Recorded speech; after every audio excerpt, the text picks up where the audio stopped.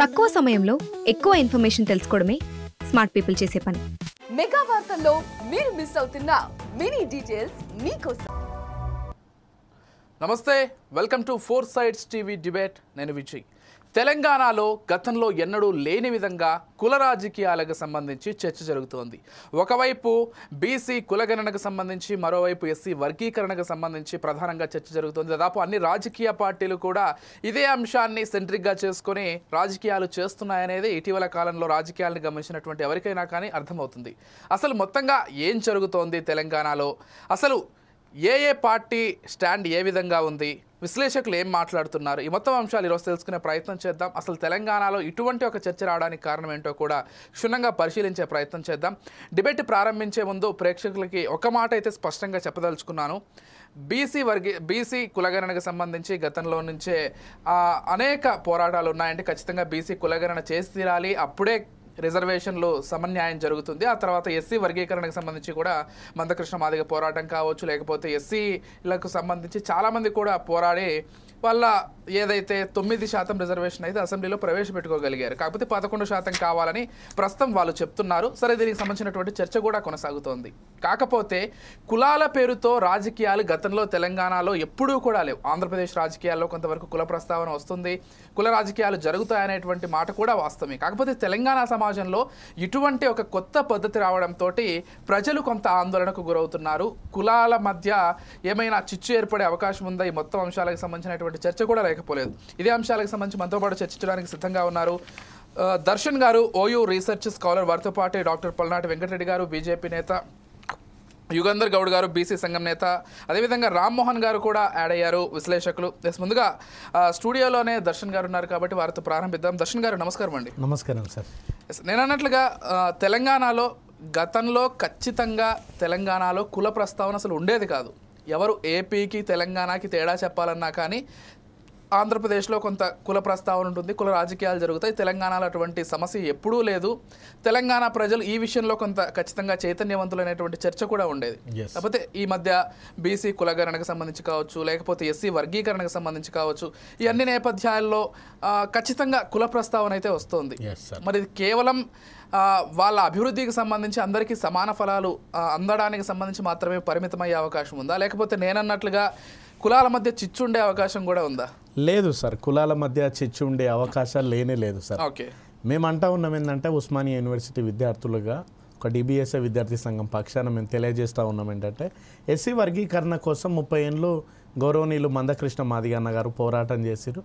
దానికి సబ్బండ వర్గాలు, సబ్బండ కులాలు ప్రతి ఒక్కళ్ళు కూడా ఎస్సీ వర్గీకరణ రావాలి అని చెప్పేసి 30 ఏళ్ళ నుంచి అనేక మంది పోరాటం చేశారు. ఇప్పుడు వర్గీకరణ డాక్టర్ షమీమ్ అఖ్తర్ కమిషన్ నివేదికలో చెప్పినట్టు రాష్ట్ర ప్రభుత్వం ఆమోదం పొందింది సార్. అయితే ఈ ఆమోదం పొందిన అనంతరం కూడా వర్గీకరణలో ఎస్సీ వర్గీకరణ జరిగి మొత్తం 3 గ్రూపులుగా విభజించిన తర్వాత అందులో కూడా కొన్ని లోపాలు ఉన్నాయన్నమాట. ఆ లోపాలను సరి చేసుకోవాలి అని చెప్పేసి మందకృష్ణ మాదిగన్న గారు, అదేవిధంగా యూనివర్సిటీ కేంద్రంగా డాక్టర్ నలిగంటి శరత్ చమర్ గారు లాంటి వాళ్ళు ఈ ప్రభుత్వాన్ని అడుగుతూ ఉన్నారు సార్.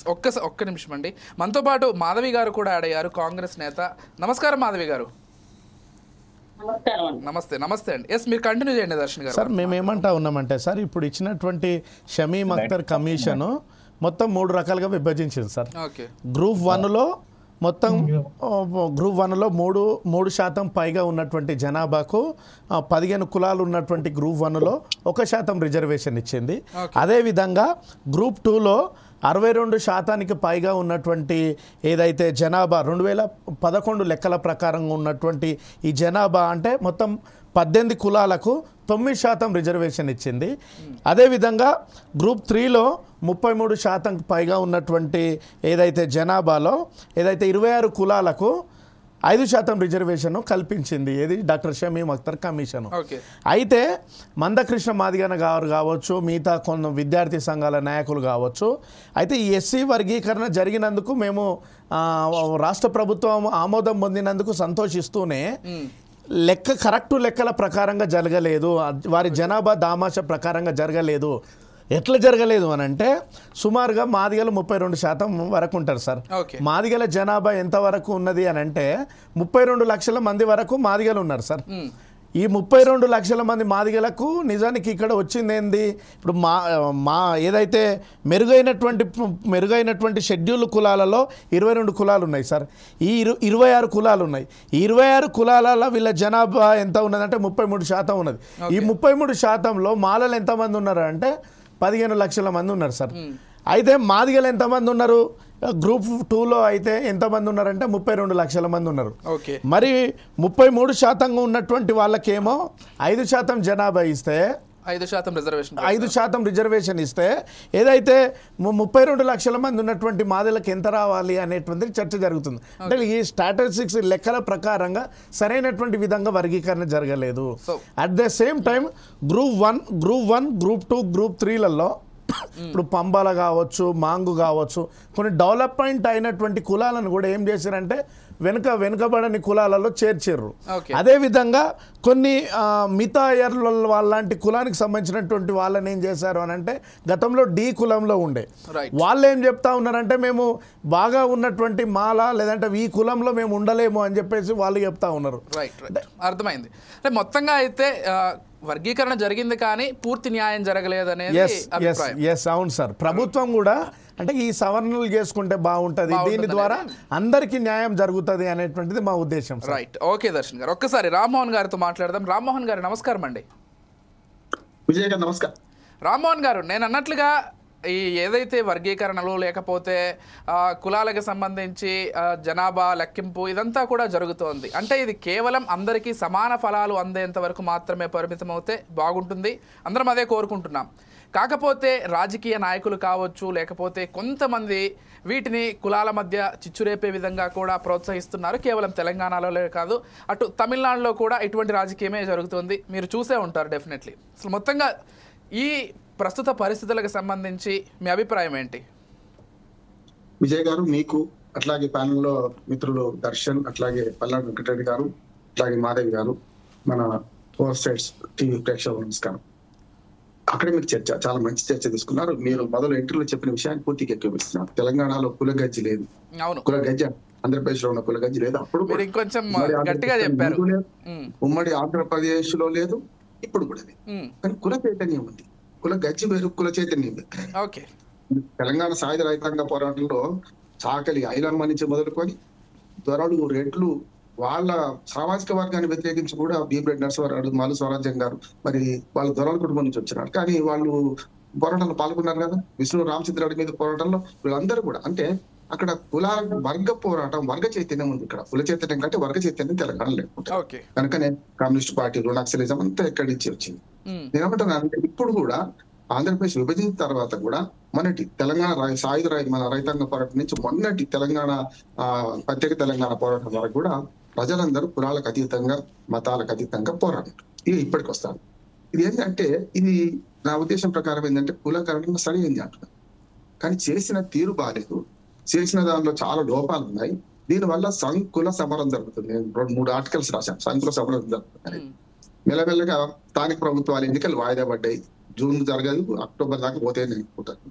ఈ ప్రభుత్వం చేసే పనులలో నేను ప్రభుత్వం ఈ కులగణన చేయడం చాలా సమర్థిస్తూనే దీన్ని ఏది ముందు ఏది వెనక లేకుండా చేసింది. ఉదాహరణకు డెడికేటెడ్ కమిషన్ వేయమని సుప్రీం మన హైకోర్టు ఆదేశించేదాకా డెడికేటెడ్ కమిషన్ లేదు, ఏదో వేసినామన్నారు. కనుక ఏమైందంటే చేస్తున్న మంచి పనిని కూడా ఒక మునుము ప్రకారం చేయలేదంటున్నాను. నేను ఒక ఉదాహరణ చెప్తాను. మనం భోజనం చేసేటప్పుడు మొదలు పచ్చడి కలుపుకుంటాం, తర్వాత కూర కలుపుకుంటాం, తర్వాత మన చారు పోసుకుంటాం, తర్వాత మజ్జిగ. నేను సామాన్యం చెప్తున్నా. అట్లాంటిది వరుసలో పెరుగు తర్వాత పోసుకుంటాం, కానీ పెరుగన్న మొదలు తినాం కదా. ఇప్పుడు జరుగుతుంది అది. ప్రతి ఇష్యూలో కూడా పాపం బదనాం బాగోదు. మంచి ఉద్దేశంతో మొదలు పెట్టిన ప్రభుత్వం ఎందుకు బదనాం అవుతుంది అంటే, ఏదైతే మొదలు చేయాలో దాన్ని చేయకుండా చివరికి చేస్తుంది. హైడ్రా గానీ, మూసి గానీ, మీరు ఏదైనా ఒక ఏది తీసుకున్నా కూడా అంటే ఒక సమన్వయం లేకుండా నడుస్తుంది అంటున్నాడు. ఈ కులగన్న దగ్గరికి వస్తాను. కులగన్న మంచిది. 1931 తర్వాత ఇంతవరకు కులాల లెక్క లేవు. కానీ 1951 నుంచి 41లో జరగలేదు. రెండో ప్రపంచ యుద్ధం రావడం వల్ల జరగలేదు. స్వాతంత్రం వచ్చినాక 51 నుంచి 7 సార్లు జనాభా గణన జరిగింది. అందులో కులగణన ఉంది, లేదని కాదు. ఏది ఎస్సీ ఎస్టీ జనాభా మాత్రం ఓన్లీ ఎస్సీ ఎస్టీ అంతే. వర్గీకరణ లేదు. ఇప్పుడు ఇంతకు దర్శనం చెప్పినట్టు వర్గీకరణ లేదు, చేసుకుంటూ వస్తున్నారు. దాని ప్రకారమే చట్టసభలో రిజర్వేషన్ ఉన్నాయి, కానీ బీసీలకు రిజర్వేషన్ చట్టసభలో లేవు. కానీ స్థానిక ప్రభుత్వాల్లో అంతకుముందు కూడా ఉండే. ఎన్టీ రామారావు రాకముందు ఉండే, మహిళలకు కానీ బీసీలకు కానీ తక్కువ ఉంటుండే. ఎన్టీ రామారావు గారు వచ్చినాక ఏం చేసినంటే 34% రిజర్వేషన్ ఫస్ట్ టైం బీసీలకు కల్పించింది. నిజంగా చెప్పాలంటే ఏదైనా సరే పార్టీలకు అతీతంగా మాట్లాడుకుంటే బీసీలకు ఒక రకంగా గుర్తింపు తెచ్చింది. అంతకుముందు మన కాంగ్రెస్ పార్టీ రెడ్ల పార్టీ అని ఉండే, ఇటు పక్కనే మిగతా పార్టీ ఇంకోటి ఉంటే స్పష్టంగా చెప్తున్నా. కనుక ఏంటంటే అప్పుడు ఎన్టీ రామారావు గారు 34% రిజర్వేషన్ ఇస్తే మొత్తం కలిపితే 60.5% రిజర్వేషన్ స్థానిక ప్రభుత్వాల సాధికారత సమాఖ్య అధ్యక్షుడిగా మాట్లాడుతున్నాడు పార్టీలకు అతీతంగా. ఇక్కడ ఏమవుతుందంటే 60.5% రిజర్వేషన్లు ఎప్పటిదాకా కొనసాగినాయి? 2013 పంచాయతీ ఎన్నికల దాకా కొనసాగినాయి. ఎప్పుడైతే 2019లో విభజిత తెలంగాణలో అంటే అంతకు ఉమ్మడి ఆంధ్రప్రదేశ్ జరిగిన ఎలక్షన్స్ విభజిత తెలంగాణలో జరిగినప్పుడు ఏమంట వచ్చిందంటే సుప్రీంకోర్టు క్యాప్ పెట్టింది, 50% క్యాప్. దాన్ని మించకూడదు అనగానే ఏమైంది? ఎస్సీ ఎస్టీ రిజర్వేషన్ తీసేయరాదు. ఆ రిజర్వేషన్ వాళ్ళ జనాభా లెక్కల ప్రకారం ఎవరు తీసేయాలి? ఖచ్చితంగా బీసీలకు. అయితే ఏమైంది అంటే ఇప్పుడు కూడా అదే జరుగుతుంది అంటున్నాను. బీసీ కమిషన్ రిపోర్ట్ ఇచ్చింది అదే. ఇప్పుడు జరిగింది ఏంటంటే కొండని దాపి ఎలుకను కూడా పట్టలేదు అంటున్నాను. గతంలో అయితే కేసీఆర్ గారు కొండని దాపి ఎలుకని పెట్టలేదు, వీళ్ళు కొండని దాపి ఎలుకని పెట్టాడు. ఒక మాట ముగించే కాదు ఇదే కాదు. ఏమంటున్నా అంటే ఇక్కడ జరిగింది ఏంటంటే ఇది ఒకటి మునుగు ప్రకారం జరగలేదు. ఇప్పటికీ 3.5 లక్షల కుటుంబాలకే సర్వే చేయలేదు అంటున్నారు. సరే మళ్ళీ 16 నుంచి 20 దాకా చేస్తారట, అది వేరు. కానీ నేనేమంటున్నానంటే ఈ సర్వే మునుగు ప్రకారం జరగలేదు, ఇందులో చాలా తప్పులు ఉన్నాయి అంటున్నారు. నేనన్నా 3.5 లక్షల కుటుంబాలు కాదు, హైదరాబాద్ లో సగం కూడా సర్వే పూర్తి కాలేదు. 13 లక్షల కుటుంబాలు సర్వే కాలేదు. అందుకని జనాభా లెక్కల ద్వారా వస్తున్నాయి. ఇప్పుడు ఆ లెక్కలన్నీ దర్శనం చెప్పారు కదా. ఎస్సీ వర్గీకరణ కూడా చిన్న సాంకేతికమైన పొరపాటు. ఎస్సీ వర్గీకరణలో కొంచెం 2011 లెక్కలు ఉన్నాయి. ఇప్పుడు మీరు డెడికేటెడ్ కమిషన్ వీళ్ళ కాకి లెక్కలు తీసుకోవాలి. మొన్న కాంగ్రెస్ ప్రభుత్వం చేసిన కాకి లెక్కలు తీసుకోవాలి. ఏది తీసుకుందంటే 2011 జనాభా లెక్కల ప్రకారం ఎస్సీలో ఏ వర్గాలు ఉన్నాయి, దేనికి ఇవ్వాలి. నిజంగా మాదిగలకు అన్యాయం స్పష్టంగా వర్గీకరణలో మందకృష్ణ మాదిగను సమర్పించాలి. 30 ఏళ్ల పోరాటం సఫలీకృతమైంది. కేంద్రంలో చట్టం వచ్చింది విజయ్ గారు. ఇది చట్ట ప్రకారం జరుగుతుంది. ఎస్సీ వర్గీకరణ వేరు, బీసీ వేరు. బీసీలో స్పష్టంగా జనాభా లెక్కలో తప్పులున్నాయి, అట్లాగే కులగణంలో తప్పులున్నాయి. పెండా బెల్లం కలిపిండ్రు, 26 అంశాలను 16 అంశాలు చేసి మొత్తం మీద 75 ప్రశ్నలు చేసిండ్రు. అంటే ఇది ఎంత కొండంటే వెలుకని పట్టకుండా ఇప్పుడు ఆఖరికి స్థానిక ప్రభుత్వాల ఎన్నికలు వాయిదా పడ్డాయి. రెండోసారి పూర్తి చేయాలి. ఎన్నికలు జరపడానికి ఇది అవరోధంగా కాకుండా ఉండాలి. మీరు చెప్పింది 100% కరెక్ట్. ఎన్నికల వాయిదా పడుతున్నాయి. స్థానిక సంస్థల ఎన్నికలు వాయిదా పడడం అంటే ఖచ్చితంగా గ్రామాల్లో ఏదైతే అభివృద్ధి కుంటుపడుతోందనే దానికి ఖచ్చితంగా ఆ ఈక్వేషన్ సరిపోతుంది. ఒక్కసారి మాధవి గారితో మాట్లాడదాం. అధికారంలో ఒక్క మాట, ఎందుకంటే ఇప్పుడు ప్రభుత్వాలు అంటే ప్రజాప్రతినిధులు ఉంటే ప్రభుత్వాలు, స్థానిక ప్రభుత్వాలు ఇవన్నీ కూడా స్థానిక సంస్థలు కూడా అనాల్సిన అవసరం. పంచాయతీ సంవత్సరం పోయింది ఎలక్షన్స్ కావాల్సింది. మున్సిపాలిటీ ఇప్పుడు మొన్న పోయినాయి. మండలాలు జిల్లా పరిషత్ 7 నెలలు అయింది. కనుక ఇప్పటికి పర్సన్ ఇన్ఛార్జీల పాలన జరుగుతున్నాయి. కనుక చట్టసభలకు చట్టపరంగా 6 నెలల లోపు ఎట్లా ఎలక్షన్ జరుగుతున్నాయో వీటి జరగాలంటే ఈ అవరోధాలు ఉండొద్దు అంటున్నా. Right, yes. ఒక్కసారి మాధవి గారితో మాట్లాడదాం, కాంగ్రెస్ నేత. మాధవి గారు, గుడ్ ఈవినింగ్ అండి. మ్యూట్లో ఉన్నట్లుంది మీ వాయిస్, ఒక్కసారి అన్మ్యూట్ చేస్తారా? వినిపిస్తుంది. గుడ్ ఈవినింగ్ మాధవి గారు. అంటే ఎవరు అడిగినా కానీ సమాధానం చెప్పాల్సినటువంటి స్థానంలో మీరున్నారు. సరే, అనేక డౌట్స్ కూడా ఉన్నాయి ఈరోజు. బీసీ కులగణనకు సంబంధించి కావచ్చు, లేకపోతే ఎస్సీ వర్గీకరణకు సంబంధించి కావచ్చు. మిత్రులు దర్శన్ గారు కూడా దానికి సంబంధించి డౌట్స్ రైజ్ చేస్తున్నారు. మందకృష్ణ మాదిగ గారు కూడా మరింత పెంచాలి, 11% చేయాలనేటువంటి వాదన కూడా లేకపోలేదు. అగైన్ మళ్ళీ బీసీ కులగణనకు సంబంధించి అందులో కూడా కొంత అన్యాయం జరిగింది. అంటే ఇంకొక ప్రధాన అంశం ఏంటంటే రాష్ట్రంలో అతిపెద్ద ఏదైతే కులంగా రెడ్డి కులాన్ని మీరు చెప్తున్నారు, కాకపోతే 300 కాపు అత్యధిక సంఖ్యలో ఉన్నారనేటువంటి చర్చ కూడా ఈరోజు తెలంగాణలో వచ్చింది. దాంతోపాటుగా ఈరోజు కవిత గారు మాట్లాడుతూ బీసీలకు సంబంధించి ఒక రిజర్వేషన్ బిల్లుకు సంబంధించి మాత్రమే బిల్లును ప్రవేశపెట్టే ప్రయత్నం చేస్తున్నారు. 3 ప్రవేశపెట్టాలి, విద్యకు సంబంధించి ఉద్యోగానికి సంబంధించి ఒక కామన్ బిల్లు కూడా ప్రవేశపెట్టాలని వాళ్ళు కూడా డిమాండ్ చేస్తున్నారు. మొత్తం అంశాలకు సంబంధించి ఎలా చూస్తారు? మీ ప్రభుత్వం కులగణనకు సంబంధించి మీ చిత్తశుద్ధి ఏంటి, ఏం చెప్తారు? ఓకే, ఈ డిబేట్ లో పార్టిసిపేట్ అవుతున్నటువంటి పెద్దలందరికీ కూడా నమస్కారం. ఓకే, సో నేను ఈరోజు ఒక మంచి స్టెప్, అంటే కాంగ్రెస్ ప్రభుత్వం అనే కాదు, మా ప్రభుత్వం అని కాదు నేను చెప్పేది, ఎన్నాళ్ల నుంచో ఎదురు చూస్తున్నటువంటి ఒక కుల గణన ఈరోజు ఎవరు చేయలేనటువంటి సాహసం ఈరోజు కాంగ్రెస్ పార్టీ తీసుకున్నది. కాకపోతే ఎప్పటి నుంచో బీసీలందరూ కూడా మేమెంతమందో మాకంత రిజర్వేషన్ అని మొదటి నుంచి కూడా కొట్లాడుతూనే ఉన్నారు. ఇన్ని రోజులు ఏంటంటే కులాల్లో ఐక్యత లేదు అనేది మాత్రం సుస్పష్టం. అది సో రాజ్యాంగం ఇచ్చినటువంటి ఎస్సీ ఎస్టీలకు ఇచ్చినటువంటి రిజర్వేషన్ ఈ రోజు ఎలాగైతే వాడుకుంటున్నామో, ఎలాగైతే ముందుకెళ్తుందో, ఆ వర్గాలు ఎట్లా ముందుకెళ్తున్నాయో బీసీలకు కూడా మంచి రిజర్వేషన్ అంటే వాళ్ళ ఎంత జనాభా ప్రాతిపాదికన వాళ్ళకు కూడా రిజర్వేషన్ కల్పిస్తే, నాట్ ఓన్లీ ఇన్ పాలిటిక్స్ లోనే కాకుండా విద్య ఉద్యోగాల్లో కూడా వాళ్లకు అవకాశాలు ఇచ్చినట్టయితే వెనుకబడిన కులాలు బీసీలలో కూడా చాలా మంది బిలో పావర్టీ వాళ్ళు ఉన్నారు, మిడిల్ క్లాస్ వాళ్ళు ఉన్నారు. సో ఇప్పుడు ఎస్టీలకు ఎస్సీలకు రిజర్వేషన్ ఇచ్చి ఈ రోజు రాజ్యాంగంలో పొందుపరిచి వాళ్ళని ఎలాగైతే ముందుకు తీసుకెళ్తున్నారు, అభివృద్ధి పదంలో తీసుకెళ్తున్నారు. ఈ రోజు రిజర్వేషన్ ఉంది కాబట్టి పొలిటికల్ గా కూడా వాళ్ళకి ఒక స్టెప్ ముందుకెళ్లారు. మరి బీసీలకు అలాంటి అవకాశం లేదు అంటే ఓన్లీ ఇచ్చినవి తీసుకోవడంతో బీసీలకు సరిపోతుంది. ఈ రోజు అదే రిజర్వేషన్ ఉన్నట్లయితే వాళ్ళకు కూడా సరి అయిన ప్రాధాన్యత లభిస్తుంది అనేది మా ఉద్దేశం. ఒక స్టెప్ ముందు ఇప్పుడు కాంగ్రెస్ పార్టీ ఒక మంచి స్టెప్ తీసుకున్నది. దీన్ని పరిపూర్ణంగా ముందుకు తీసుకెళ్తే రాజ్యాంగబద్ధంగా దీన్ని కూడా రిజర్వేషన్లు కల్పిస్తే బీసీలకు దీనివల్ల బీసీలకు మంచి అవకాశాలు లభిస్తాయనేది నా ఒపీనియన్. ఒక ప్రధాన విమర్శ మాధవి గారు, తప్పకుండా ఇక్కడ కూడా చట్టసభలలో మేము అది చట్టం తీసుకొచ్చి ఇక్కడ నుంచి ఒక తీర్మానం చేసి పార్లమెంట్ కి పంపించడం జరుగుతుంది. పార్లమెంట్ లో కూడా ఇది యాక్సెప్ట్ అవుతుందని మేమైతే బీజేపీ వాళ్ళకి మనకు 9 మంది ఎంపీలు ఇక్కడ నుంచి ఉన్నారు. ఆ ఎంపీలు కూడా సపోర్ట్ చేసి మరి అక్కడ చట్టాన్ని తెస్తారు. 42% అంటే మీరన్నట్టుగా ఇప్పుడు సుప్రీంకోర్టులో 50% కంటే ఎక్కువ చేయొద్దు అనేది ఒక ఉన్నా కూడా ఇప్పుడు తమిళనాడులో ఎట్లాగైతే నడుస్తుందో సో మనం కూడా అట్లా షెడ్యూల్లో పెట్టేసి మనం కూడా తీసుకోవచ్చు అనేది నా ఒపీనియన్.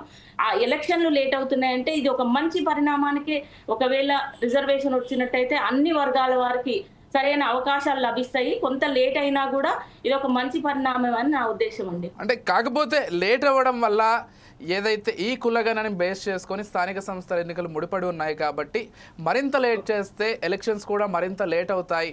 ఇంకొక ప్రధాన విమర్శ ఏంటంటే బీజేపీ నుంచి కావచ్చు, బీఆర్ఎస్ నుంచి కావచ్చు, కావాలనే లేట్ చేస్తున్నారు. ప్రభుత్వం పైన వ్యతిరేకత స్పష్టంగా కనిపిస్తోంది కాబట్టి ఎక్కడ స్థానిక సంస్థల ఎన్నికల్లో ఓడిపోతామనేటువంటి భయంతో కాంగ్రెస్ కావాలనే కులగలను మరింత డిలే చేస్తోంది. దీన్ని నేను యాక్సెప్ట్ చేయట్లేదండి. ప్రజల్లో ఎటువంటి వ్యతిరేకత కూడా లేదు. ఇప్పుడు రుణమాఫీ చేసినాము అని అంటే రుణమాఫీ ఎక్కడో ఒకరిద్దరికి గవర్నమెంట్ ఎంప్లాయీస్ కావచ్చు, అదర్వైజ్ ఇన్కమ్ ట్యాక్స్ పేయర్స్ కో ఎవరికో కొన్ని రూల్స్ అండ్ రెగ్యులేషన్స్ ద్వారా వాళ్ళకి అవ్వకపోవచ్చు. దాన్ని ఒక్కదాన్నే బూచిగా చూపించి ఈరోజు అసలు రైతు రుణమాఫీ చేయలేదు, రైతు బంధు పడట్లేదు.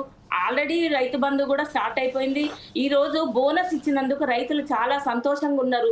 వచ్చేటువంటి అన్ని కూడా ఇప్పుడు ఇండ్లు ఇస్తామని చెప్పేసి అని అందరి దగ్గర అప్లికేషన్స్ తీసుకోవడం జరిగింది. దాని ముందుకు వెళ్తానే ఉంది. ఆ ప్రోగ్రామ్ కూడా ఇప్పుడు చెప్పినవి అన్ని కూడా మహిళలకు ఏదైతే చెప్పిండ్రో ఆర్టీసీలో ఫ్రీగా ఇస్తామని చెప్పేసి, తర్వాత పెన్షన్ విధానం కావచ్చు, రైతు బంధు కావచ్చు, రైతు రుణమాఫీ ఎట్ ఏ టైం ఏకకాలంలో చేసిన ప్రభుత్వం అంటే కాంగ్రెస్ ప్రభుత్వమే. మరి ఇవన్నీ ఒకటొకటి చేస్తారు ఎట్ ఏ టైం. ఇప్పుడు 10 ఏళ్లలో ఇచ్చి ఒక ఇల్లు ఇస్తామని చెప్పిన వాళ్ళు ఒక కాన్స్టిట్యున్సీ లేనటువంటి చెప్తున్నా. ఒక్క నిమిషం. సో నేను ఏమంటున్నానంటే 10 years మీరు స్పాన్ లో టైంలో కూడా మీరు చేయలేకపోయినరు. మేము ఇప్పుడు వచ్చి 1 year అయింది. కొంత టైం గ్యాప్ కొన్ని చేసుకుంటా ముందుకెళ్తుంది కాంగ్రెస్ ప్రభుత్వం. ఇప్పుడు ఈ రోజు ప్రభుత్వ పరిస్థితి తెలుసు, ఆర్థిక పరిస్థితి 6-7 లక్షల కోట్ల అప్పులు ఉన్నాయి. ఆ రోజు మిగులు బడ్జెట్ తోటి అప్పచెప్పిన కాంగ్రెస్ ప్రభుత్వం వాళ్ళకి, టీఆర్ఎస్ కి వాళ్ళు చేసిందంటే చేయొచ్చు. ఇప్పుడు మేము కూడా ఏమంటున్నామంటే ఒక 1 year 2 years గ్యాప్ ఇవ్వండి, ఒకటొకటి చేసుకుంటా ముందుకెళ్తానే ఉంది కాంగ్రెస్ ప్రభుత్వం. Right, okay, definitely. అంటే మీరు ఏదైతే వర్గీకరణను కావచ్చు లేకపోతే కుల గణన కాబట్టి చేస్తున్నారో అది డెఫినెట్గా అప్రిషియేట్ చేయాల్సినటువంటి అంశమే. గత ప్రభుత్వం మొదలు పెట్టలేదు, మీరు మొదలు పెట్టారు. సరే, దాన్ని మరింత ఫాస్ట్ అప్ చేయాలనేది వాళ్ళ వాదన. సరే, ఒక్కసారి యుగంధర్ గౌడ్ గారితో మాట్లాడదాం, బీసీ సంఘం నేత. నమస్కారం యుగంధర్ గారు. ఒకసారి పల్నాటి వెంకటరెడ్డి గారితో మాట్లాడదాం. వెంకటరెడ్డి గారు నమస్కారం అండి. బీజేపీ నాయకులు నమస్తే.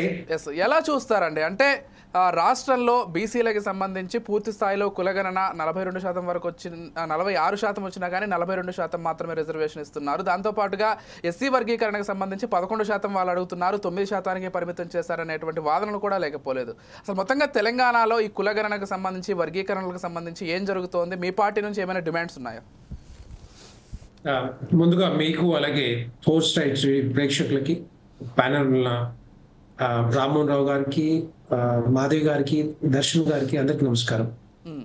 ముఖ్యంగా ఏంటంటే ఇక్కడ కాంగ్రెస్ పార్టీ తెచ్చిన ఏదైతే కులగణన ఉందో ఇది ఒక ప్రతిదాన్ని కూడా ఒక చర్చనీయాంశం అవుతుంది, ఒక ప్రశ్నార్థకంగా మిగిలిపోతా ఉంది. ఎందుకంటే ఇది ఒకటే కాదు, ముందు నుంచి కూడా ప్రతి ఒక్క దాని మీద ఒక సీరియస్నెస్ లేక, ఒక అవేర్నెస్ పెంచుకోలేక ప్రతి దాంట్లో ఒక ఫెయిల్యూర్ లాగా కనబడతా ఉంది కాంగ్రెస్ పార్టీ తెచ్చిన ప్రతి అంశం కూడా. అంతకుముందు మూసీ ప్రక్షాళన కానీ లేకపోతే హైడ్రా విషయంలో కానీ ఏదైతే ఇండస్ట్రీస్ కి ల్యాండ్ ఎక్వైర్మెంట్ విషయంలో కానీ ఒక అవగాహన లేకుండా ప్రజల దగ్గరికి వెళ్ళడంలో కొంత ఫెయిల్యూర్ కనపడతా ఉంది. అది ఇప్పుడు కూడా అట్లగే కనపడతా ఉంది. మరి నాకు అర్థం కాదు, ఇక్కడ బ్యూరోక్రాట్స్ కానీ మినిస్టర్స్ కానీ లేకపోతే మరి మంత్రివర్గం అంతా కూడా అవేర్నెస్ లేకుండా సీరియస్నెస్ పెంచకుండా ఏం చేస్తున్నారో నాకు అర్థం కావట్లేదు. ఒకటి, ఈ బీసీ కులగణన అనేది చాలా సీరియస్నెస్ కి తీసుకోవాల్సిన అవసరం ఉంది, తీసుకోవాల్సిన అవసరం ఉంది, ప్రజల్లోకి బాగా తీసుకెళ్లాల్సిన అవసరం ఉంది, అవేర్నెస్ పెంచాల్సిన అవసరం ఉంది. అంతకుముందు బీఆర్ఎస్ హయాంలో మరి సమగ్ర కుటుంబ సర్వేని చేశారు. అది 1 డేలో నాకు తెలిసినంత వరకు చాలా వరకు పూర్తయింది. కానీ బీఆర్ఎస్ తీసుకొచ్చిన ఆ సమగ్ర కుటుంబ సర్వే ఏదైతే ఉందో ఆ రిపోర్ట్ బయట పెట్టగలేక స్వార్థ రాజకీయ ప్రయోజనాలకు వాడుకున్నారే తప్పితే ఆ రిపోర్ట్ని ప్రజలకి ఏ విధంగా ఉపయోగపడలేదు. ఎందుకంటే ప్రతి ఒక్కరు పాల్గొన్నారు. సో అలాంటి సర్వేని ఇప్పుడు బీసీ కులగణన ఏదైతే తీసుకొచ్చారో కాంగ్రెస్ పార్టీ, దాని మీద ఎందుకు ఫోకస్ పెట్టలేదు, ఎందుకు కాన్సన్ట్రేట్ చేయలేదు, ఎందుకు కంప్లీట్ గా పూర్తి చేయలేకపోయారో అర్థం కావట్లేదు. చాలా నాకు తెలిసినంత వరకు నాకు కూడా కొన్ని రిపోర్ట్స్ ఉన్నాయి. చాలా ఏరియాలో మరి వాళ్ళ ఇంటికి రాలేదు, మా ఇంటికి రాలేదు అని చెప్పేసి చాలా మంది చెప్తా ఉన్నారు. మరి ఇది ఎంత ఏంటంటే ఒక సీరియస్నెస్ లేకుండా తీసుకొచ్చిన సర్వే తప్ప. నేను ఏమంటున్నానంటే చిన్న నంబర్ చెప్తాను నేను. ఎలక్షన్ కమిషన్ ఏదైతే ఎలక్షన్ సంఘం ప్రకారం మన దగ్గర ఓటర్స్ దగ్గర 3,30,00,000 మంది ఉన్నారు. మరి ఆధార్ లింక్ అయిన వాళ్ళు దగ్గర 3,40,45,00,000 మంది ఉన్నారు. కానీ ఇక్కడ సర్వే చేసింది 3,70,00,000 మంది మాత్రమే.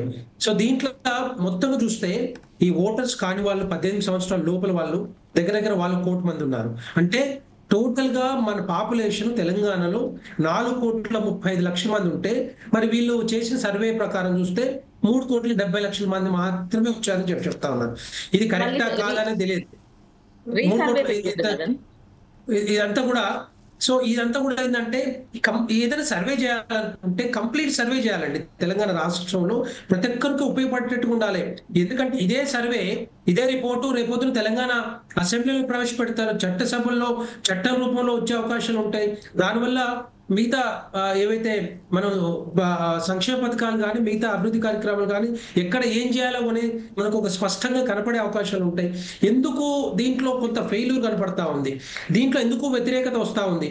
బీసీ సంఘాల రోడ్డు మీదకి వచ్చిన దాకా ప్రజలు పట్టుకొని గట్టిగా అడిగిన దాకా మరి కాంగ్రెస్ పార్టీ ప్రభుత్వం ఎందుకు చేస్తలేదో అర్థం కావట్లేదు. దీంట్లో స్పష్టంగా ఏంటంటే నిజంగానే వాళ్ళకి 46% అని చెప్పారు, అంతకుముందు 51% అన్నారు. ఇది బీఆర్ఎస్ హయాంలో చేసినప్పుడు బీసీ కులాలు దగ్గర 51% ఉన్నాయని చెప్పారు. ఇప్పుడు దీన్ని తీసుకొచ్చి 46-42% తీసుకొచ్చారు. ఇది నిజంగానే ఆ రిపోర్ట్స్ ఉన్నాయా, కరెక్ట్ గా చేశారా లేదా అనేది ఇప్పటికీ ప్రశ్నార్థకంగా, అంటే సామాన్య మానవుడికి అర్థమయ్యేటట్టు కనపడతలేదు అది. సో దీని మీద ఫోకస్ చేయాల్సిన అవసరం ఉంది. ఏదైతే బీసీ కులాలు ఎప్పటి నుంచో వెయిట్ చేస్తా ఉన్నారు, ఎప్పటి నుంచో ఎదురు చూస్తా ఉన్నారు, మాకంటూ కొంత రిజర్వేషన్ కావాలి, విద్యా ఉపాధి అవకాశాల్లో కానీ లేకపోతే రాజకీయ అంశాల్లో కానీ రిజర్వేషన్ కావాలని చెప్పేసి చెప్తా ఉన్నారు. ఇప్పుడు ఏంటంటే మళ్ళీ ఈ తొందరగా చేయటం, తొందర ఫినిష్ చేయాలి, రేపొద్దున స్థానిక సంస్థలు ఎన్నికలు వస్తూ ఉన్నాయి, దాంట్లో మాకు కొంత లాభం జరగాలి బీసీ కులాలని చెప్పేసి కాంగ్రెస్ ప్రభుత్వం ఆలోచిస్తున్నట్టుగా ఉంది. కాబట్టి ఈ రోజు మళ్ళీ రీసర్వే చేయించేసి రీసర్వే అంటే మళ్ళీ దగ్గర ఒక 10-15 రోజులు, ఆ తర్వాత మళ్ళీ రిపోర్ట్స్ ఎనలైజ్ చేయాలి, రిపోర్ట్స్ బయటికి రావాలి, ఆ తర్వాత మళ్ళీ దాన్ని చట్టసభల్లో పెట్టాలి, రిజర్వేషన్ కల్పించాలంటే మళ్ళీ సెంట్రల్ పంపించాలని వీళ్ళే చెప్తున్నారు. మళ్ళీ భారతీయ జనతా పార్టీ మీద రుద్దుడానికి ప్రయత్నం చేస్తున్నారు. నేనేమంటున్నానంటే స్థానిక సంస్థలు వీళ్ళు ఇచ్చిన హామీలు కాంగ్రెస్ పార్టీ ఇచ్చిన హామీలు ఏదైతే ఉన్నాయో 6 గ్యారంటీల హామీలు కానీ లేకపోతే రుణమాఫీ కానీ లేకపోతే మిగతా 400 అంశాలు కానీ, నేను ఒక చిన్న విషయం చెప్తాను. ఈ రుణమాఫీలు పూర్తి చేసిన అని చెప్పి దేశం మొత్తం కూడా ఎలక్షన్లు పాల్గొని చెప్తా ఉన్నారు కదా. నేను ఒకటే విషయం చెప్తాను, 31,000 కోట్లు వీళ్ళు ఖర్చు పెడతా అని చెప్పి 31,000 కోట్లు మీరు వీళ్ళకి ఒక్క నిమిషం ఉండండి చెప్తారు. 31,000 కోట్లు ఖర్చు పెడతా అని చెప్పారు. వీళ్ళు 31,000 కోట్లు అవసరం ఉందని చెప్పారు. వీళ్ళు ఇచ్చింది 22,000 కోట్లు మాత్రమే ఇచ్చారు. 31,000 కోట్ల నుంచి 22,000 దగ్గర వీళ్ళు చెప్పిన ఆంక్షలు అవుతున్నాయో సాంకేతిక కారణాల వల్ల నేను చెప్తా ఉన్నాను, నేను అడుగుతా ఉన్నాను. సాంకేతిక కారణాలు రుణం ఇచ్చినప్పుడు లేనిది సాంకేతిక కారణాలు, సైంటిఫిక్ రీజన్స్ ఇప్పుడు ఎందుకు వచ్చినాయి? నేను అనేది ఆధార్ లింక్ అయింది, బ్యాంక్ పాస్బుక్ లింక్ అయింది, తర్వాత వాళ్ళ వాళ్ళ వాళ్ళ వాళ్ళ భూమి పాస్బుక్ లింక్ అయింది. ఇవన్నీ లింక్ అయినప్పుడు, అప్పుడు లింక్ అయినప్పుడు ఇప్పుడు ప్రాబ్లం ఏమొచ్చింది నాకు అర్థం కావట్లేదు. ఇంకేం సైంటిఫిక్ రీజన్స్ ఉంటాయి? ఏముంటాయి చెప్పండి సైంటిఫిక్ రీజన్స్? ఇవన్నీ కూడా ఏంటంటే తూతు మంత్రంగా ఏదో చేయాలి, మేము హామీలు ఇచ్చినాం. మీరు అడిగిన వాటికి సంబంధించి మాధవి గారి సమాధానం చెప్పండి. ఒక నిమిషం ఉండండి, చెప్తాను నేను. ఇంకొకటి క్వశ్చన్, 6 గ్యారెంటీలు ఉన్నాయి. 6 గ్యారెంటీలో 13 అంశాలు ఉంటే 5 అంశాలు మాత్రమే ఇప్పుడు టచ్ చేశారు. వృద్ధుల పెన్షన్ కానీ, మహిళల పెన్షన్ కానీ, రైతులకు రైతు భరోసా నేను అడుగుతా ఉన్నాను కాంగ్రెస్ పార్టీని, రైతు భరోసా ఎప్పుడు ఇవ్వాలండి? రైతు నాగలి పట్టక ముందు, రైతు పొలాల్లో నీళ్లు వేయక ముందు వాళ్ళకు పెట్టుబడి సాయంగా ఇచ్చే రైతు భరోసా మీరు పంట అయిపోయిన తర్వాత ఇంకో 1 మంత్ తర్వాత వీళ్ళు ఇచ్చేది 2 నెలలట. 2 నెలల్లో మేము రైతు భరోసా ఇస్తామని చెప్తున్నారు. ఆ 2 నెలల్లో మొత్తం పుణ్యకాలం కూడా గడిచిపోతుంది. అంటే వాళ్ళ పంట ఎండిపోద్దా, పంట ఉంటుందో ఈ రైతు భరోసా తెచ్చుకోవాల్సిన అవసరం ఉంది. రైతులు ఇవన్నీ కూడా పట్టించుకోకుండా ఏదో చేయాలి, లేదంటే చిత్తశుద్ధి లేదు, ఆర్థిక పరిస్థితి బాగోలేదు, వీళ్ళు చేయాలని స్థానిక సంస్థల్లో ఎన్నికల్లో ఓడిపోతా ఉన్నారు. కాబట్టి డెఫినెట్ గా తెలంగాణ ప్రజలు అర్థం చేసుకొని రేపొద్దున మళ్ళా ఏదొక్కడ ప్రాబ్లం అయ్యే అవకాశాలు ఉంటాయన్న ఆలోచనతోటి ఇప్పుడు ఇవన్నీ కూడా పోస్ట్పోన్ చేస్తా ఉన్నారు తప్పితే ఏమి జరగవు. దీని తర్వాత వెంకటరెడ్డి గారు వెంకటరెడ్డి గారు మళ్ళీ మాట్లాడదాం. ఒక్కసారి మాధవి గారు రైట్ వెంకటరెడ్డి గారు వెంకటరెడ్డి గారు సరే. బీజేపీ ఉనికి చాటుకోవడానికే ఇదంతా చెప్తున్నది. ఇప్పుడు 6 గ్యారంటీస్ లో కొన్ని గ్యారంటీస్ అమలైన మాట వాస్తవమే కదా. 21,000 కోట్ల రూపాయలు రుణమాఫీ చేసిన మాట వాస్తవమే కదా. ఇప్పుడు పాస్బుక్లు, పాత పాస్బుక్లు, కొత్త పాస్బుక్లకు లింకు లేక కొన్ని ధరణి పోర్టల్ వల్ల వచ్చినటువంటి ఇబ్బందుల వల్ల ఈ రోజు రైతులందరికీ కొంతవరకు రుణమాఫీ, ఏదో 1%, 2% రుణమాఫీ కాలేదు. కానీ మాక్సిమం రైతులలో గ్రామాల్లోకి వెళ్తే వెంకటరెడ్డి గారు మాధవి గారు టాపిక్ డీవియేషన్ వద్దు. సరే, వారు అడిగినటువంటి మరో ప్రశ్న ఏంటంటే 4.35 లక్షల మంది 4.35 లక్షల కోట్ల మంది తెలంగాణ ప్రజలుంటే 3,70,00,000 వరకు మాత్రమే ఈ కులగణన జరిగింది, లేకపోతే సర్వే జరిగింది. మిగిలినటువంటి 60-70 లక్షలకు సంబంధించి ఇప్పుడు డోర్ లాక్స్ ఉంటాయి, లేకపోతే ఇంకెక్కడికో ఎల్లుంటారు, ఏదో జరిగి ఉంటది. ఆ వాళ్ళందరినీ కూడా ఇప్పుడు మళ్ళీ ఒక 15 రోజులు పెట్టి రీసర్వే చేస్తామని చెప్పారు కదా కాంగ్రెస్ పార్టీ. ఇప్పుడు అందరినీ కూడా పర్ఫెక్ట్ గా మళ్ళీ రావాలి, జనగణన కరెక్ట్ గా ఉండాలి, కులగణన అని మళ్ళీ ఒక 10 days టైం తీసుకొని మళ్ళీ ఇప్పుడు రీసర్వే చేస్తున్నారు కదా. ఓకే, సో అన్ని కూడా త్వరలో కంప్లీట్ అవుతాయంటారు?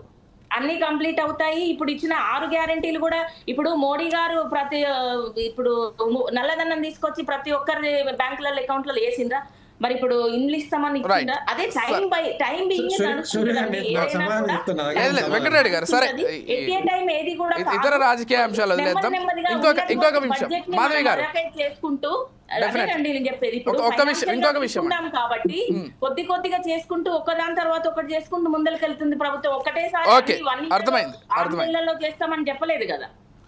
మాధవి గారు మరొక అంశం, ఈరోజు కల్వకుంట్ల కవిత గారు మాట్లాడుతూ బీసీలకు సంబంధించి రిజర్వేషన్లు ఒక బిల్లును మాత్రమే ప్రవేశపెడుతున్నారు, మరో 2 బిల్లులు కూడా ప్రవేశపెట్టాలి, ఖచ్చితంగా 46% ప్రవేశపెట్టాలి. అది కూడా ఎందుకంటే 46% బీసీలు ఉన్నారని లెక్కలు చెప్తున్నాయి. కాబట్టి విద్యా ఉద్యోగాలకు సంబంధించి సపరేట్ రిజర్వేషన్ బిల్లులు పెట్టాలంటూ ఆమె డిమాండ్ చేశారు. అసలు బీఆర్ఎస్ నేతలకి బీఆర్ఎస్ వాళ్ళకి డిమాండ్ చేసేటువంటి రైట్ లేదు, అది ఆహ్వానించదగ్గదే. విద్యా ఉద్యోగాలలో కూడా ఇవ్వాలని మేము కూడా అంటే కాంగ్రెస్ ప్రభుత్వం కూడా యోచిస్తుంది.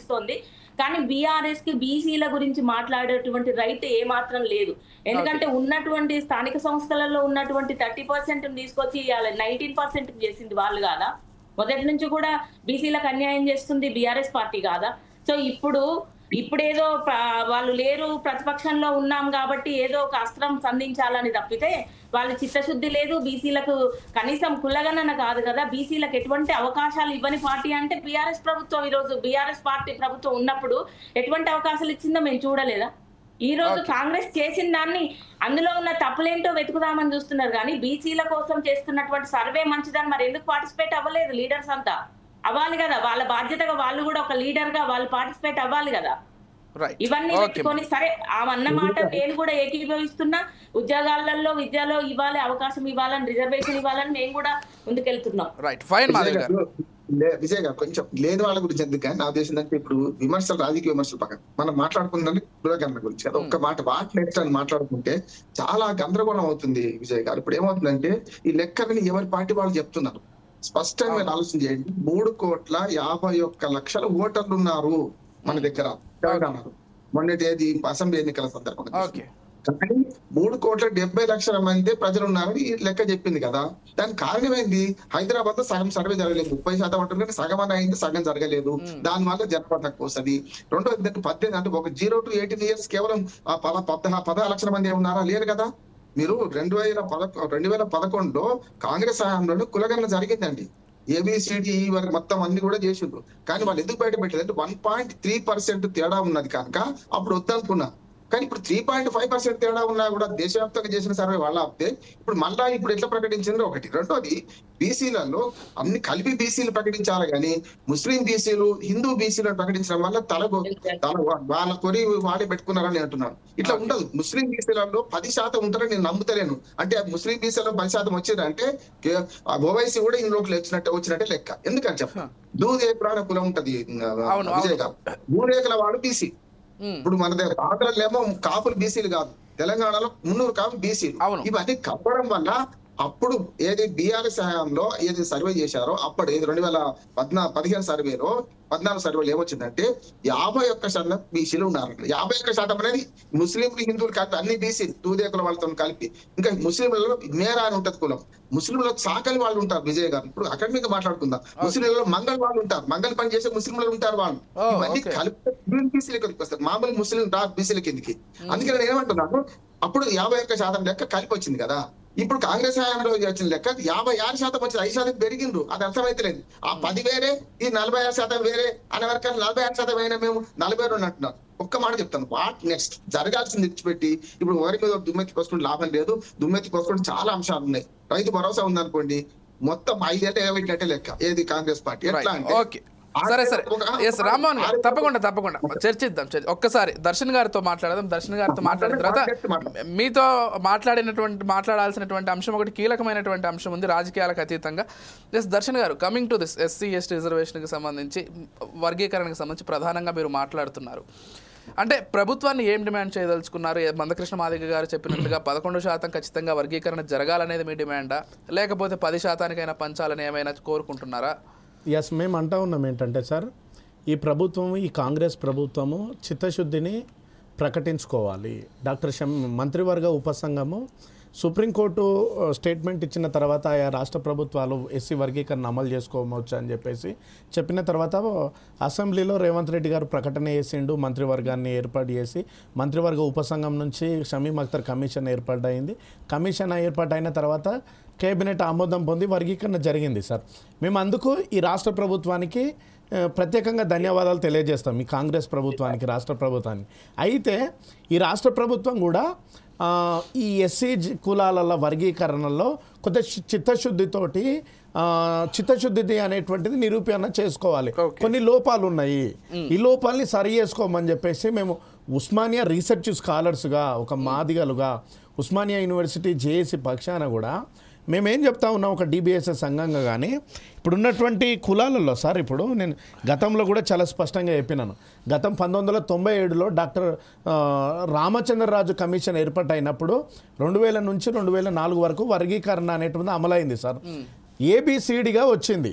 ఇప్పుడు ABCD ఎందుకు చేయలేదు? ఇప్పుడు Group 1, Group 2, Group 3 అని పెట్టింది.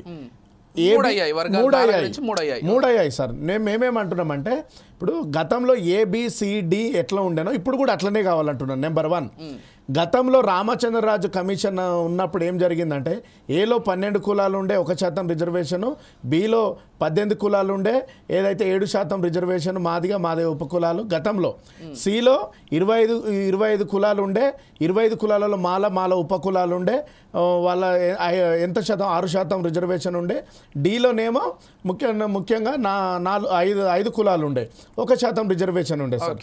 ఇప్పుడు ఏం జరుగుతూ ఉన్నదంటే, ఇప్పుడు ఏం జరిగింది, Group 1, Group 2, Group 3గా పెట్టారు. అయితే ఈ Group 1, Group 2, Group 3 ఇట్లా పెట్టకుండా ABCD పెట్టాలంటున్నాం సార్. ABCD అని పెట్టాలి. ఇందులో మేము డిమాండ్ చేసేది ఏంటంటే ప్రధానంగా సార్, ఇప్పుడు మధ్యస్థంగా లబ్ధి పొందినటువంటి షెడ్యూల్ కులాలు మొత్తం 18 ఉంటే వారి జనాభా ఏదైతే ఎంత ఉన్నది 62% పైగా ఉంటే వాళ్ళకి 9% రిజర్వేషన్ ఉంది కదా మాదిగా ఉపకులాలకు. ఇది సరిపోదు అంటున్నాం సార్. ఎట్లా సరిపోదని నేను చెప్తా. ఎట్లా సరిపోదు నేనేంది ఎట్లయినా మెరుగైన ప్రయోజనం పొందినటువంటి షెడ్యూల్ కులాలు మొత్తం 26 ఉన్నాయి. అందులో 33% మంది జనాభాకు 5% ఇచ్చారు కదా. అందులో మాలల జనాభా ఎంత సార్? మాలల జనాభా ఎంత ఉన్నదంటే 15 లక్షలు ఉన్నది సార్. ఓకే, 15 లక్షలు ఉన్నది. ఈ 15 లక్షలు మాదిగల జనాభా ఎన్ని ఉన్నది? గ్రూప్ 2లో ఎంత ఉన్నదంటే 32 లక్షలు ఉన్నది. మీరు గమనించండి, 15 లక్షల ఉన్నటువంటి వాటికి 5% రిజర్వేషన్ సార్. 32 లక్షలు ఉన్నటువంటి మాదిగ ఉపకులాలకేమో 9%. సరిపోతే మీరు కౌంట్ చేయండి. 15 30 అవుతుంది. ఈ లెక్కల ప్రకారంగానే 10% అయితే ఖచ్చితంగా జరగాలి కదా. ఇది ఇట్లాంటి లోపాలు చేయొద్దు అంటున్నాం సార్. మేము ప్రభుత్వము వర్గీకరణ విషయంలో చిత్తశుద్ధితోటి ఏదైతే ఆమోదం పొంది చేసిందో మేము స్వాగతిస్తాం సార్. ప్రభు రేవంత్ రెడ్డి గారికి ప్రత్యేకంగా ధన్యవాదాలు తెలియజేస్తాం.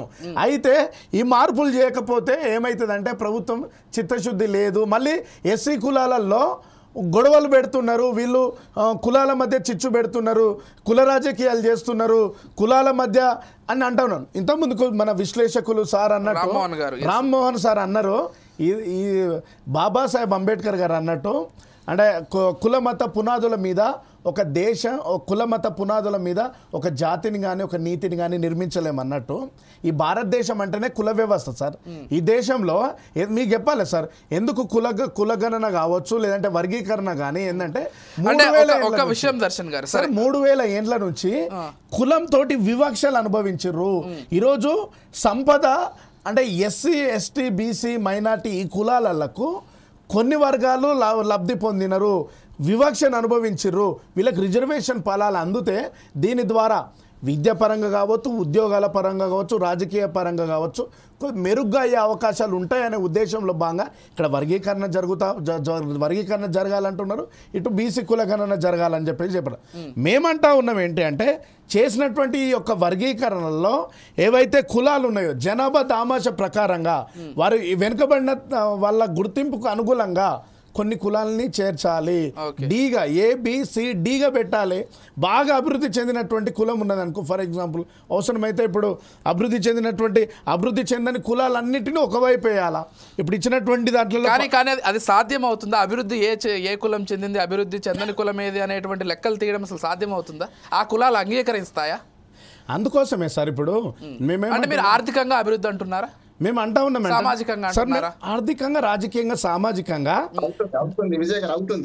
సార్. నన్ను చెప్పనియండి సార్. సార్ ఇప్పుడు నేను చెప్తున్నా sir, doctor Shamim Akhtar commission ఇదే చేసింది సార్ 1981 నుంచి.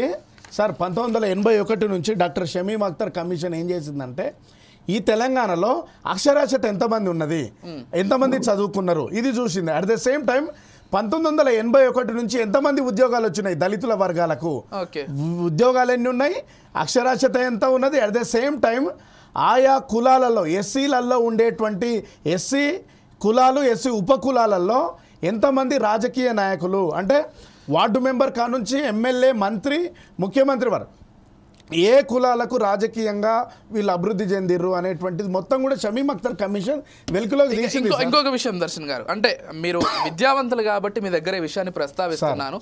ఎవరైతే రిజర్వేషన్ ఫలాలను పొందారో ఉద్యోగ రూపంగా కావచ్చు, రాజకీయంగా కావచ్చు, ఆర్థికంగా కావచ్చు, వాళ్ళంతటా వాళ్ళే మాకు ఇక రిజర్వేషన్లు అవసరం లేదు, మా కుటుంబం బాగుపడింది అని వదిలేసుకుంటే చాలా మంది వెనకబడినటువంటి చాలా మందికి ఉపయోగపడుతుంది కదా. మీరు దాన్ని స్వాగతిస్తారా? దీనికోసమే సుప్రీంకోర్టులో మొన్న ఇచ్చినటువంటి 7 మంది రాజ్యాంగ ధర్మాసనంలో 6:1 ప్రకారంగా వర్గీకరణ జరగాలన్నారు. అందులో ఒక న్యాయమూర్తి బిఆర్ గవాయ్ అనేటువంటి ఒక న్యాయమూర్తి గారు, ప్రధాన న్యాయమూర్తి గారు క్రిమిలేయర్ ఉండాలన్నాడు సార్. మేము కూడా క్రిమిలేయర్ కావాలంటున్నాం సార్. క్రిమిలేయర్ ద్వారా ఏంటంటే అభివృద్ధి అయినటువంటి ఎస్సీ కులాలు కావచ్చు, దీని ద్వారా రిజర్వేషన్ ఫలాలు అందుతున్నటువంటి ఈ తరుణంలో వాళ్ళకు అవసరం లేదు కదా సార్. క్రిమిలేయర్ విధానం వస్తే ఏమవుతుందంటే ఉదాహరణకు వివేక్ కుటుంబం ఉంది సార్. వివేక్ కుటుంబంలో రాజకీయంగా 3 ఉన్నారు సార్. వివేక్ గారు ఒక ఎమ్మెల్యే, వివేక్ వాళ్ళ అన్న ఎమ్మెల్యే, వాళ్ళ అన్న వాళ్ళ కొడుకు ఒక ఎంపీ, పెద్దపల్లి నుంచి ఆయన ఎంపీ, వివేక్ గారు చెన్నూరు నుంచి ఎమ్మెల్యే. వీళ్ళందరూ ఎగ్జాంపుల్ చెప్తున్నారు, దాదాపు అన్ని కులాలకు సంబంధించి జరగాలనేది అన్ని కులాల నుంచి క్రిమిలేయర్ కూడా ఉండాలి సార్. ఇంకొక విషయం సార్, ఇప్పుడు బీసీ కులగణన కావచ్చు, మేము అంటా ఉన్నాం ఈ సందర్భంగా రాష్ట్ర ప్రభుత్వానికి గుర్తు చేస్తున్నాం. ఎందుకు సార్, ఇప్పుడు ఈ రాష్ట్ర ప్రభుత్వానికి వీళ్ళందరూ ముందే చేయాలి కదా బీసీ కులగణన విషయంలో, కుల జనగణన కావచ్చు, కులగణనలు కావచ్చు. ఎందుకు ఇంత నిర్లక్ష్యం ఎందుకు అడుగుతున్నాం? ఎందుకు ఇంత చిత్తశుద్ధి లేకుండా ఎందుకు చేయాలి కదా? ఇప్పుడు మళ్ళీ రీసర్వే చేసేంత వరకు ఎందుకు ఇట్లా చేయాలా? ముందే చేయొచ్చు కదా. ముందే ఇట్లాంటి ప్రజలు అడుగుతేనేనా మీరు చేయాల్సింది? ఇప్పుడు ఎస్సీ వర్గీకరణ చేసిర్రు, మేము స్వాగతిస్తున్నాం. మీరు జనాభాని తీయండి, వాళ్ళ వెనుకబాటు ఖచ్చితంగా ఇవ్వాలి. ఇప్పుడు వర్గీకరణలో వెనుకబాటుతనాన్ని ప్రకారంగా న్యాయం జరగాలి, అది జరగట్లేదు. చట్టాన్ని సరి చేయాలి. ఓకే దర్శన్ గారు, రైట్. ఒక్కసారి రామ్మోహన్ గారితో మాట్లాడదాం. రామ్మోహన్ గారు, సరే మీ వరకు వచ్చేసరికి నేను ఖచ్చితంగా ఈ లెక్కలు పక్కన పెడదాము, ఇవన్నీ ఒకసారి పక్కన పెడదాం. బీసీలు ఎంతమంది, ఎస్సీలు ఎంతమంది, ఎస్టీలు ఎంతమంది, ఈ విషయాలన్నీ ఒకసారి పక్కన పెట్టి 80 సంవత్సరాలు అవబోతోంది, స్వాతంత్రం వచ్చి మరో 2 సంవత్సరాలు ఉంటాయి. స్వాతంత్ర భారతదేశంలో రిజర్వేషన్ ఫలాలు నిజంగా అట్టడుగు స్థాయి వాళ్ళు అనుభవిస్తే ఇంకా రిజర్వేషన్ కొనసాగించాల్సినటువంటి అవసరం ఉందా? నిజంగా బాబాసాహెబ్ అంబేద్కర్ అదే కోరుకున్నారా? ఇంకా అంటే ఈ రోజుకు కూడా రాజకీయ నాయకులు రిజర్వేషన్ అడ్డం పెట్టుకునో లేకపోతే కులాలను అడ్డం పెట్టుకునే రాజకీయాలు చేస్తున్నారంటే అసలు నిజంగానే భారతదేశం కులాలన్నీ కూడా సమానం అవ్వాలి, మనుషులంతా కూడా సమానం అవ్వాలనేటువంటి ఒక స్ట్రాటజికల్గా వెళ్తున్నటువంటి ఈ రిజర్వేషన్ సిస్టంలో మనం ఎంతవరకు సక్సెస్ అయ్యామంటే ఏం చెప్తారు? చాలా పెద్ద ప్రశ్న విజయ్ గారు. దర్శన్ గారితో ఈ విషయాలు ఏకీపిస్తూనే మీరు అడిగిన ప్రశ్న, అంబేద్కర్ గారు ఏమన్నారంటే సీటుకు రిజర్వేషన్ వద్దన్నారు. ఆనాడు కూడా ఏమన్నారంటే సీటుకు రిజర్వేషన్ ఇస్తే రాజకీయ పార్టీల పరంగా ఏది ఎస్సీ ఎస్టీలకు చట్టసభలో సీటుకు రిజర్వేషన్ వద్దు, ఓవరాల్ గా అన్ని పార్టీలు కలిపి ఇవ్వాలి. సీటుకు రిజర్వేషన్ ఇస్తే సవర్ణ హిందువులు తమ తాబేదారులను, ఈ మాట వాడిని, తాబేదారులను తమకు అనుకూలను పెట్టుకుంటారు, వాళ్ళ పేరు పెత్తనం చేస్తారు. జరుగుతుంది ఇప్పటికీ. అది పేరుకు ఎస్సీ ఎస్టీ సీట్లు అయినా కూడా పైనుంచి మొత్తం అంత పెత్తనం ఉంటుంది. ఎన్నికల ప్రచారం నుంచి మొదలు పెడితే అన్ని రకాల డబ్బులు ఇవ్వడం నుంచి అదే జరుగుతుంది. కనుక ఒక మాట చెప్పాలి, రిజర్వేషన్ తాత్కాలిక పరిహారం మాత్రమే, శాశ్వత పరిష్కారం కాదు రిజర్వేషన్. ఆనాడు కూడా అందుకని 10 ఏళ్ల లిమిట్ పెట్టింది. అందుకే విజయ్ గారు అంటే ఏమవుతుందంటే ప్రతిసారి 10 ఏళ్ల లిమిట్ ఎందుకు మనం దాటుతున్నాం అంటే ఇప్పటికి కూడా ఆర్థిక రాజకీయ సంస్కరణ రాలేదు, వాళ్ళకి సరైన విధంగా రాలేదనే కదా ఒక మాట. ఇప్పుడు ఇందులో చూడండి, బీసీలలో మండల కమిషన్ తర్వాత దేశంలో మండలు పుట్టినాయి కదా, ఇప్పటికీ బీసీలలో ABCDE ఉన్నది వర్గం, అది విద్యార్థుల్లో ఉద్యోగాలలో అమలవుతున్నది. రాజకీయాలు లేదని పోరాటం, బీసీల పోరాటం రాజకీయాల గురించి. ఉద్యోగ కల్పనలో 27% ఆల్రెడీ రిజర్వేషన్లు వస్తున్నాయి, అంటే 50% దాటొద్దు. కనుక ఇప్పుడు ఎస్సీలు 18-19% రాజకీయంగా రిజర్వేషన్లు ఉన్నాయి, కానీ ఉద్యోగాలలో 15% ఉంది. దర్శనం బాగా తెలుసు. ఎందుకంటే 15% రిజర్వేషన్ లో మాలా మాదిగ మధ్య ఇప్పుడు యాక్చువల్ గా క్రీమీ లేదని ఒప్పుకోవాలంటున్నాం. దర్శనంతో సహా పూర్తిగా ఎక్కిపిస్తున్నాం. 37 మండలి రాజకీయ పరులను సమర్థిస్తున్నాం. ఎందుకంటే ఉమ్మడి ఆంధ్రప్రదేశ్ లో మాలలేమో ఆంధ్రప్రదేశ్ లో ఎక్కువ, తెలంగాణలో మాదిగలు ఎక్కువ. ఈ లొల్లిలో ఒక్క దెబ్బకు 2 పిట్టలు రావుతాయి, ఒడిసిపోతుంది. ఒకేసారి తెలంగాణ ఆంధ్రప్రదేశ్ విడిపోతే సగం సమస్య తీరినట్టు లెక్క. ఇప్పుడు కూడా ఏమంటున్నారంటే మాదిగల్లో ఏదైతే అసమానతలు ఉన్నాయి, మందకృష్ణ గారు మొన్న చాలా వివరంగా చెప్పింది. రేవంత్ రెడ్డి గారు ఆహ్వానించారు, రేవంత్ రెడ్డి గారు పూర్తిగా విన్నారు. దానిలో 4వ వర్గం చేయాలి, ABCD చేయాలి, 3 చేసిండ్రు. ఇందులో క్రీమీ లేయర్ తీసేయాల్సిన అవసరం ఉన్నది అంటున్నాను నేను. ఎవరైతే మాదిగలో మొత్తం కులాలు ఉప కులాలు కలుపుకుంటే ఈ 2 వర్గాలు లాభపడ్డాయి, అందులో మాల లెక్కలు లాభపడ్డారు. కనుక ఏం చేయాలి, ఎవరైతే ఆ ABCD వర్గాల్లో ఇంకొక వర్గం పెట్టేసేసి దీన్ని అటు ఇటుగా కాకుండా చేస్తే అది అసలు మాదిగల సమస్య, ఇప్పుడు ఎస్సీ వర్గీకరణ సమస్య కొలిక్కి వచ్చినట్టు లెక్క. చిన్న మార్పులు చేస్తే అయిపోతుంది. ఇక బీసీలు చెప్తారు 27% మాత్రమే ఇందులో ఉన్నది. రాజకీయంగా రిజర్వేషన్లు ఎప్పటికప్పుడు తగ్గించుకుంటూ వస్తున్నారు. దీనికి పరిష్కారం ఏమంటున్నానంటే బీసీ రిజర్వేషన్లలో రాజకీయంగా 42% రాదు.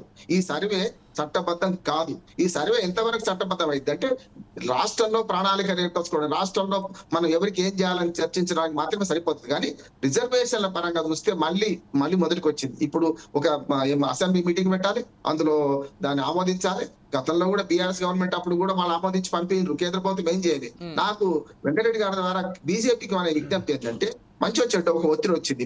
మేమెంతో మాకంతా కావాలని అంటున్నారు ప్రజలందరూ కూడా. ఇప్పటికే బీహార్ చేశారు, మన తమిళనాడు చేశారు, మన దగ్గర చేస్తున్నారు, సర్వే చేశారు. కనుక దేశవ్యాప్తంగా రేపటి జనాభా లెక్కల్లో మంచి వచ్చేట్టు గతంలో 2011 ఎట్లా చేశారు కనుక ఆ క్లాజ్ కొత్తగా అవసరం లేదు. మళ్ళీ రీసర్వే ఇప్పుడు 2026 చేస్తే జనాభా లెక్కలలో కులగణన కూడా చేయండి, ABCDE తీయండి. ఇప్పుడు బీసీలు ఎట్లా ఉందో దాన్ని. ఇంకొక మాట, ఈ సర్వే చేసిన తర్వాత విజయ్ గారు ఇప్పటికీ ఉపకులాల సంఖ్య చెప్తలేదు. ఇప్పుడు ఇది అంతా మనం మాట్లాడుకుంటున్నాం ఏంది ఉపకులాలు ఎంత ఉన్నాయని, కానీ మొన్నటి అసెంబ్లీలో ప్రవేశపెట్టిన ఒకటి రెండో పార్టీ మూడో పార్టీ ప్రవేశపెట్టలే. మూడో పార్టీ ఏంది, ఏదైతే బీసీలలో ఏ కులాలు ఎన్ని ఉన్నాయి ప్రవేశపెట్టలే. అట్లానే నాలుగో పార్టీ ఒకటి ఉన్నది, అది రహస్యం, ఎవ్వరు దాన్ని బయటపెట్టమన్నారు. వెంకటరెడ్డి గారి ఇంట్లో ఎంతమంది ఉన్నారు, మాధవి గారి ఇంట్లో నేనెంత, నా ఆదాయం ఎంత బయటపెట్టాల్సిన అవసరం, అది వ్యక్తిగత సమాచారం, దాన్ని బయటపెట్టాల్సిన అవసరం లేదు. కానీ కులాలను ఉపకులాలు ఇప్పుడు కొండవి ఎందుకు అంటే ఇక్కడ మరొక విషయం రామ్మోహన్ గారు, అంటే బీసీలలో ఉన్నటువంటి ఉపకులాలకు సంబంధించి ఎవరెంత శాతం అనేటువంటిది బయట పెడితే పూర్తిగా ఇప్పుడు ఎస్సీ వర్గీకరణ ఏ విధంగా జరిగిందో అందులో కూడా కొన్ని కులాలు ఖచ్చితంగా మేము ఎక్కువగా ఉన్నాం కాబట్టి వర్గీకరణ జరగాలి, మాకు న్యాయం జరగాలంటే అప్పుడు అసలు మొత్తంగా సమస్య కాదా విషయం? అసలు చేసింది అందుకు కదా, ఇప్పుడు చేసింది ఎందుకంటే ఇప్పుడు బీసీలలో చాకలి మంగలి రజక చాలా మంది అసలు రాజకీయంగా లేరు, సామాజికంగా లేదు. అందులో 3-4 కులాలు బాగుపడుతున్నాయి విజయ్ గారు. ఉదాహరణకు ఉత్పత్తి కులాలలో ఏదైతే భూమికి సంబంధం ఉంటుందో భూమికి సంబంధించి కొంచెం ఆధిపత్య వర్గాలు ఉంటే బీసీలలో కూడా ఆధిపత్య వర్గాలు లాభపడ్డాయి, కాదంటలేను కదా. ఇప్పుడు నా కులాలు అందరికీ తెలుసు కదా, నేను చెప్పదలుచుకోలేదు. అందుకని ఏమంటున్నాను అంటే నిజంగానే ఎస్సీ వర్గీకరణ ఎట్లనో బీసీ వర్గీకరణ జరగడానికి కోసమే కదా ఇప్పుడు మనం చేసింది. ఏది ఇప్పుడు బీసీ వర్గీకరణ కోసమే ఉపకులాలు లెక్కలు తీసిండ్రు. ఇవి బయట పెట్టడానికి కొంచెం టైం పడుతుంది, ఎందుకంటే మళ్ళీ రీసర్వే చేస్తున్నారు కదా, ఇప్పుడు 20-15 రోజులు చేస్తున్నారు కదా. చేసిన తర్వాత కూడా ఇది సాధ్యం కాదు అంటే చట్టసభలు ఆమోదించకుండా 7th షెడ్యూల్ నుంచి ఇంతకుముందు మాధవ్ గారు చెప్పారు కదా, 9th షెడ్యూల్ కు మార్చకుండా ఇది సాధ్యం కాదు. ఎందుకంటే 50% క్యాప్ ఉన్నంత రోజులు బీసీలకు ఇప్పుడున్న 22% కూడా ఓన్లీ పంచాయతీలలోనే, మున్సిపాలిటీ 17%, కొన్నిట్లో మండలాలకు వస్తే 18% వస్తాయి, బీసీలకు 22% కూడా రావు. కానీ ఏం చేయాలంటే 69 ఇప్పుడు యాక్చువల్ గా ఇది లెక్క కాంగ్రెస్ పార్టీ 42% ఇస్తా అంటే ఇంకా 19% తక్కువ ఉన్నది. ఇది చేయాలంటే ఏం చేయాలి, అసెంబ్లీ తీర్మానం చేయాలి, కేంద్రానికి పంపాలి, కేంద్ర ప్రభుత్వం ఆమోదించాలి, రాష్ట్రపతి ద్వారా చట్టం ఆమోదించబడి ఇది 9th షెడ్యూల్ అంటే కోర్టుల పరిధిలోకి కోర్టుల విచారణ పరిధిలోకి రాకుండా 9th షెడ్యూల్ లో మాత్రమే సాధ్యమవుతుంది. ఇది సాధ్యమైనంత వరకు ఏమైంది అంటే కులాలు అట్లే జరుగుతుంటది, ఎవరికి వాళ్ళు ఏమన్నా తీరే ఇదే జరుగుతుంది, రాజకీయ పోరాటం చేస్తుంటారు. కానీ కాదు కనుక వాట్ టెస్ట్ అంటే చట్టబద్ధంగా ఇది రిజర్వేషన్ల సమస్యను పరిష్కరించకుండా మీరు ఎన్ని చేసినా సాధ్యం కాదు. ఓకే ఎస్ దర్శన్ గారు మాట్లాడే ముందు ఒక్కసారి వెంకటరెడ్డి గారి డిమాండ్ ఏంటో వారి పార్టీ తరపు నుంచి కాంగ్రెస్కి ఒకసారి ఆ విషయాలు విని మాధవి గారితో ఆ సమాధానం తీసుకుని తప్పకుండా మీతో మాట్లాడిస్తాను. వెంకటరెడ్డి గారు, అసలు తెలంగాణలో ఉన్నటువంటి కాంగ్రెస్ ప్రభుత్వాన్ని కులగణనకు సంబంధించి కావచ్చు, లేకపోతే వర్గీకరణకు సంబంధించి కావచ్చు, మీ పార్టీ వైపు నుంచి ఏమైనా డిమాండ్లు ఉన్నాయా, లేకపోతే దానికి సంబంధించి ఏం చెప్తారు మీరు? కాంగ్రెస్ నాయకులు ఉన్నారు కాబట్టి వారు కూడా వింటున్నారు, మీరు చెప్పొచ్చు అసలు మీ డిమాండ్లు ఏంటంటే. ఒక చిన్న విషయం, ఇప్పుడు సర్వే చేయాల్సింది సెంట్రల్ గవర్నమెంట్ ఇంతవరకు చేయట్లేదు, దాని మీద ఎటువంటి కులగణన చెయ్యము అని చెప్పేస్తున్నారు. మా రాహుల్ గాంధీ గారు చెప్తున్నారు కులగణన చెయ్యాలి, జనగణన చేయాలి అని చెప్తున్నారు. మరి బీజేపీ దానికి ఎందుకు పోవట్లేదు, ఒకసారి అది కూడా సమాధానం విందాం. డెఫినెట్లీ వెంకటరెడ్డి గారు వారు కూడా 2 ప్రశ్నలు అడిగారు. జనగణన జరగలేదు, నిజంగానే కులగణన జరగలేదు, రెండింటికి సంబంధించి కులగణన అయితే చేయమంటున్నారు. జనగణన ఇంకా జరగకపోతే అసలు దేశంలో ఎంతమంది జనాభా ఉన్నారు, వాళ్ళకి ఎటువంటి ఫలాలు అందించాలి, సంక్షేమ పథకాలు ఇవ్వాలన్నా కానీ ఒక కౌంట్ అంటూ ఉండాలి కదా, ఏది లేకుండా పోతుంది, ఏం చెప్తారు? రాహుల్ గాంధీ చెప్పినట్టుగా చేయాలంటే మరి ఈ తెలంగాణ రాష్ట్రంలో ఎలక్షన్ ముందులో ఎన్ని డిక్లరేషన్లు ఇచ్చారు, ఆ డిక్లరేషన్స్ కంప్లీట్ చేయగలుగుతారా వీళ్ళు? రాహుల్ గాంధీ చెప్పిన మాటలే వాళ్ళు నేను చెప్తున్నాను, చేస్తాం, డెఫినెట్ గా చేస్తాం, డెఫినెట్ గా చేస్తాం. మీరు స్వార్థ రాజకీయ ప్రయోజనాల కోసం మీరు చెప్తారు, స్వార్థ రాజకీయ ప్రయోజనాలు చెప్పే మీరు కాంగ్రెస్ ప్రభుత్వంలోకి వచ్చారు. మనకు అందరు తెలంగాణ ప్రజలు గమనిస్తున్నారు. ఆయన వచ్చి రకరకాల ఎన్నో డిక్లరేషన్ చెప్పి పత్త లేకుండా పోయింది. ఇప్పటివరకు మళ్ళా రైతు భరోసా అమలవుతుందా, లేకపోతే వృద్ధులకు పెన్షన్ అమలవుతుందా, మహిళలకు ఇస్తున్నారా, ఇవన్నీ కూడా లేకుండా పత్త లేకుండా పోయిన అడ్రస్ లేదు, దాని మీద కన్సెన్స్ లేవు. మేము డెఫినెట్ గా భారతీయ జనతా పార్టీ డెఫినెట్ గా చేసే అవకాశాలు ఉంటాయి. ఎందుకంటే ఎప్పుడైతే గైడ్ లైన్స్ వస్తాయో ఆ గైడ్ లైన్స్ పెడతారు. రాహుల్ గాంధీ చెప్పిండను లేకపోతే ఇంకోరైనా చెప్పిన మాకు ఆ చిత్తశుద్ధి ఉంది, మేము చెప్పితే డెఫినెట్ గా మనం సాధిస్తాం, చేసే సత్తా మాకు. కాంగ్రెస్ పార్టీకి లేదు. ఇక్కడ కాంగ్రెస్ పార్టీ క్రెడిబిలిటీ మొత్తం కూడా దెబ్బతీసుకున్నది. చెప్పాలంటే ఏమంటున్నంటే తెలంగాణ రాష్ట్రంలో 10 సంవత్సరాలు ఒక నిమిషం ఉండండి, నేను మాట్లాడినానండి. తెలంగాణ రాష్ట్రం వచ్చాక 10 సంవత్సరాలు బీఆర్ఎస్ పార్టీ కేసీఆర్ చేతుల్లో పెడితే మొత్తం టోటల్ గా దాన్ని సర్వనాశనం చేసింది బీఆర్ఎస్ హయాంలో బీఆర్ఎస్ పార్టీ, కేసీఆర్ గారు. అవినీతి కుంభకోణాలు కూరుకొని మొత్తం తెలంగాణ రాష్ట్రాన్ని మొత్తం అప్పుల పాలు చేసింది. అది పక్కన పెడితే దాన్ని సరే కాంగ్రెస్ పార్టీ రేపొద్దున అధికారంలోకి వస్తే బాగుంటుంది, ఈ 6 గ్యారెంటీలో రుణమాఫీ లేకపోతే ఈ 400 అంశాలు నిజంగానే చేస్తారు అనుకొని మరి తెలంగాణ రాష్ట్రంలో తెలంగాణ ప్రజలందరూ వీళ్ళకి ఓటేస్తే వీళ్ళు కూడా అదే దారిలో పోతారు. ఎట్లా పడుతుందండి? వెంకటరెడ్డి గారు సరే, మాధవి గారు అడిగినటువంటి ప్రశ్నే 14 నెలలు అయిందండి. 14 నెలలు అయింది. ఏం చేస్తున్నారు? 14 నెలల నుంచి ఏం చేయగలరు? ఒక్క నిమిషం మాధవి గారు, మీరు అడిగినటువంటి ప్రశ్న అడుగుతాను. ఒక్క నిమిషం విజయ్ గారు, నేను ఏమంటున్నా, వెంకటరెడ్డి గారు ఒక సూటి ప్రశ్న అండి. వెంకటరెడ్డి గారు ఒక్క ప్రశ్న. మాధవి గారు ఒక్క నిమిషం. మాధవి గారు కైండ్లీ ఒక్క నిమిషం, ఒక్క సూటి ప్రశ్న. వెంకటరెడ్డి గారు, 15వ జనాభా లెక్కలు 2011లో జరిగిన తర్వాత ఇప్పటి వరకు కూడా బీజేపీ ప్రభుత్వం జనాభా లెక్కలు నిర్వహించలేదు. అసలు మీ చిత్తశుద్ధి ఏంటని వారు అడుగుతున్నారు, నేను అడుగుతున్నాను. ఏం చెప్తారు? 2021లో జరగాల్సి ఉండే, అప్పుడు కోవిడ్ వచ్చింది. మనకు తెలుసు ప్రపంచం మొత్తం కూడా అతలాకుతలం అవుతాం. కోవిడ్ అయిపోయి కూడా 2 సంవత్సరాలు అవుతుంది వెంకటరెడ్డి గారు. ఆర్థిక వ్యవస్థలు చిన్నాభిన్నం అవుతా ఉన్నాయి. సో ఇవన్నీ కూడా కారణాలు ఉన్నాయి డెఫినెట్ గా. సో దానికి తీసుకొస్తారు. మీరు తీసుకొచ్చిన 2011లో సెన్సెస్ తీసుకొచ్చిన రిపోర్ట్ ప్రకారం మీకు చేతగానితనం వల్ల బీసీలను కానీ ఎస్సీలను కూడా పట్టించుకోకుండా సంవత్సరాలు కొద్దిగా వాళ్ళని నాంచింది, వాళ్ళని బాధ పెట్టింది మీరు కాంగ్రెస్ పార్టీ కానీ కాంగ్రెస్ ప్రభుత్వం. ఇప్పుడు మీకు గుర్తొస్తుందా? వెంకటరెడ్డి గారు, నేను అడిగినట్లుగా రాష్ట్ర ప్రభుత్వానికి మీ డిమాండ్ ఏంటి? మేము చేస్తున్నామండి ఎస్సీ వర్గీకరణ చేయాలనుకున్నాం, చేస్తున్నాం. రైట్ వదిలేద్దాం వెంకటరెడ్డి గారు. సరే వెంకటరెడ్డి గారు, ఎస్సీ వర్గీకరణ ఏ విధంగా అమలు చేస్తారో చెప్పండి. ఇప్పుడు కూడా అనుమానాలు ఉన్నాయి మీ మీద. మీరు ఏ విధంగా చేయాలనుకున్నారో చేయలేకపోతున్నారు. ఇప్పుడు కూడా మరి దర్శనం గారు చెప్పేది ఏంటంటే, మందకృష్ణ మాదిగ గారు 30-35 సంవత్సరాలు కొట్లాడి తెచ్చుకున్న ఎస్సీ వర్గీకరణను మీరు అమలు చేయలేకపోతున్నారు. ఏ విధంగా అమలు చేస్తారు చెప్పండి.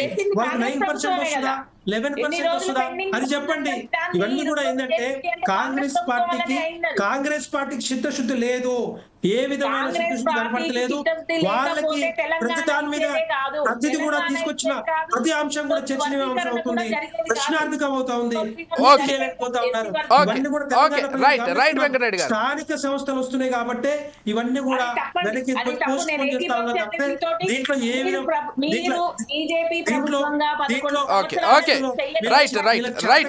వెంకటరెడ్డి గారు ఒక్క నిమిషం అండి. వెంకటరెడ్డి గారు ఒక్క నిమిషం. రైట్ మీరు చెప్పినటువంటి విషయాలు చాలా క్లియర్ గా చెప్పారు. మాధవి గారు వారు చెప్పేది ఒకటే, కేవలం స్థానిక సంస్థల ఎన్నికలు వస్తున్నాయి కాబట్టి మరింత పోస్ట్ పోన్ చేస్తున్నారు. మీరు ఏ అంశం తీసుకొచ్చినా కానీ అది చర్చనీయాంశమే అవుతుందని చెప్పారు. మొదట్లో రామ్మోహన్ గారు కూడా అదే విషయాన్ని ప్రస్తావించారు. హైడ్రా విషయంలో కావచ్చు, మరొక విషయం కావచ్చు. నిజంగా ప్రభుత్వం చిత్తశుద్ధితో చేస్తే చెప్పండి. కాంగ్రెస్ ప్రభుత్వం ఇచ్చిన హామీలలో ఇది ఒకటి. 42% బీసీలకు ఇస్తామని చెప్పింది రిజర్వేషన్. సో దాని అనుకూలంగా ఈ రోజు కులగణన చేస్తున్నాము, జనగణన చేస్తున్నాం. మరి కనీసం 11 ఏళ్లలో బీజేపీ ప్రభుత్వం చేయలేని పని ఈ రోజు కాంగ్రెస్ ప్రభుత్వం చేసిన దానికంటే దానికి అప్రిషియేషన్ చేయాలి. ఇంకా కానీ వీళ్ళు ఇంకా మేము చేయలేదు అంటే ఏదో చేసేదంతా కూడా అసంబద్ధంగా అసంపూర్తిగా అనుమానాలు వచ్చే విధంగా అక్కర్లేని విధంగా. రైట్ మాధవి గారు. వెంకటరెడ్డి గారు ఒక్క నిమిషం అండి. ఎస్ దర్శన్ గారు ఇందాక ఏదో చెప్పదలుచుకున్నారు రామ్మోహన్ గారు మాట్లాడుతున్నప్పుడు, దాన్ని ఒక్కసారి కంటిన్యూ చేయండి, టైం కూడా అవుతుంది. ఎస్ అంటే ముఖ్యంగా ఏంటంటే ప్రధానంగా మీరు ఇంతకుముందుకు అన్నట్టు ఏంటంటే సార్, అంటే తెలంగాణ రాష్ట్రంలో కులాల మీద జరుగుతూ ఉన్నది అని చెప్పేసి ప్రస్తావన, అంటే మన డిబేట్లో కూడా ఎక్కువ ఇదే వస్తూ ఉన్నదని మేమేమంటా ఉన్నామంటే ఇది మంచి అవకాశం సార్. ఇప్పుడున్న కాంగ్రెస్ ప్రభుత్వానికి కూడా మంచి అవకాశం. ఇది శాశ్వతమైన పరిష్కారం చేస్తే చరిత్రలో నిలిచిపోయేటువంటి అవకాశం ఉంటుంది. ఎట్లా అంటే సార్, వర్గీకరణలో మళ్ళీ చెప్తా ఉన్నాము అంటే కులాల కూర్పులో శాస్త్రీయత పాటించలేదంటున్నాం సార్. ముఖ్యంగా ఏంటంటే సవరణ చేసి చట్టం తేవాలి. ఈ కమిషన్లో కూడా కొన్ని లోపాలు ఉన్నాయి సార్. ఆ లోపాలని ముఖ్యంగా నేను చెప్పాను సార్ ఇంతకుముందు కూడా, గ్రూప్ 1, గ్రూప్ 2, గ్రూప్ 3 కాకుండా ABCD తేవాలి సార్. ఎట్లా అంటే ఇప్పుడు బీసీలలో కలేకర్ కమిషన్, మండల్ కమిషన్లో ABCD ఇప్పుడు ఈ వరకు ఎట్లయితే ఉందో దీన్ని కూడా ABCD అనేటువంటిది ఉండాలి. ఇందులో ఇప్పుడు ఎస్సీలలో అతిపెద్ద కులం ఏంటి సార్? ఎస్సీలలో మొత్తం మొన్న నివేదిక చెప్పింది కదా ఏంటి అంటే తెలంగాణలో అతిపెద్ద కులం తెలంగాణలో ఎస్సీలలో అది కూడా మాదిగ సార్. అవును. మాదిగ అతిపెద్ద కులం. మాదిగ సార్. ఇప్పుడు మొన్న షమీమ్ అఖ్తర్ కమిషన్ మొత్తం ఎంతమంది జనాభా ఉన్నదని లెక్కలు తీసినప్పుడు 52.50 లక్షల మందికి మొత్తం ఎస్సీలలో జనాభా ఉన్నది. అందులో మాలల జనాభా మాదిగల జనాభా ఎంత ఉన్నది అన్నప్పుడు లెక్కలు తీసింది కదా సార్. ఇందులో మాదిగలది 32 లక్షలకు పైగా ఉన్నారు. మాలల జనాభా వీళ్ళ మాదిగలకు రిజర్వేషన్లలో కల్పించడంలో ఇప్పుడున్నటువంటి షమీమ్ అఖ్తర్ కమిషన్ అన్యాయం చేసింది అనేటువంటిది బయట పెద్ద చర్చ జారు.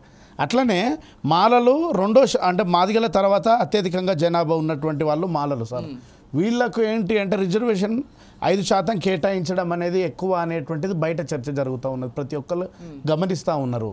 ఈ క్రమంలో భాగంగా ఇప్పుడు నేతకాని కులం మీరు అదే మాలల రిజర్వేషన్ ని దృష్టిలో పెట్టుకొని కదా మాకు ఇంత రిజర్వేషన్ కావాలని అడుగుతున్నారు. అదే సార్ మేము అనేది అదే. ఇప్పుడు నేతకాని కులం ఉన్నది. నేతకాని కులము ఇప్పుడు మూడో మాదిగ మాల తర్వాత మూడో స్థానంలో నేతకాని వర్గం అనుకోవచ్చు. ఇప్పుడు ఇక్కడ పాయింట్ ఏమవుతుంది తెలుసా సార్, ఇప్పుడు చాలా మందికి సర్టిఫికెట్లు ఇచ్చే టైంలో గతంలో నేతకాని వాళ్ళు కూడా ఎస్సీ మాల అనే క్రమంలో మాల కాబట్టి మాల అనుకునే చాలా సర్టిఫికెట్లు కూడా మాల అనేది ఇష్యూ చేసింది.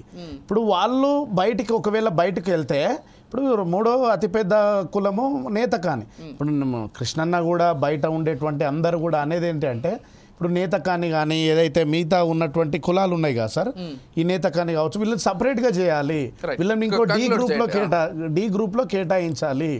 గతంలో మాదిరిగానే డి గ్రూప్ ఉండాలనేది ఖచ్చితంగా డి గ్రూప్ లో ఉండాలి అనేది మెయిన్ ఇది సార్. అంటే ఈ లోపాలని సవరించుకోకపోతే ఇట్లనే ఉంటే వ్యతిరేకత వస్తుంది సార్.